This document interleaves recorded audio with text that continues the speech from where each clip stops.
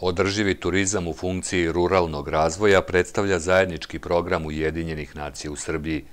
Ljiljana Mihajlović iz Udruženja za negovanje tradicije Izvor govorila je o projektu Pod krovom Srbije, dok je Ivana Stamenković predstavila projekat Mala Venecija turističke organizacije Knjaževca. Mala Venecija je projekat koji je dobila turistička organizacija opštine Knjaževac od strane Svetske turističke organizacije. U okviru tog projekta osmislili smo izradu i publikovanje turističkog vodiča u kome će se naći informacije koje su neophodne za turiste, znači šta videti u našem gradu, gde odsesti i tako dalje. Osim toga, biće izrađena i zbirka tajnih recepata gde će na jednom mestu biti smešteni recepti naših baka, kako se nekad pripremalo jelo i tu će svi, biće ga i u prodaji najverovatnije i tu će se naći na jednom mestu naši stari recepti kako se nekad jelo i tako dalje.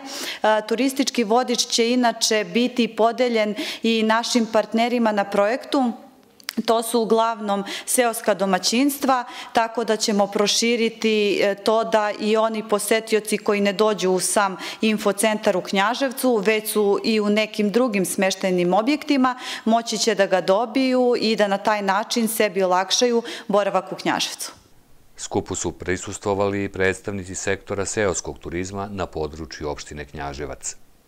Ovo je jedan u nizu skupova koji se održavaju u vidu edukacije razvoja seoskog turizma i primene tih novina i inovacija iz okruženja i sveta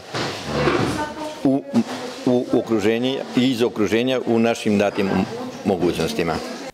Učesnici skupa bili su u prilici da čuju dragocene informacije o kategorizaciji seoskih domaćinstava, a o savremenim trendovima u turizmu govorila je Dragica Ivanović-Jocić iz Turističke organizacije Knjaževca.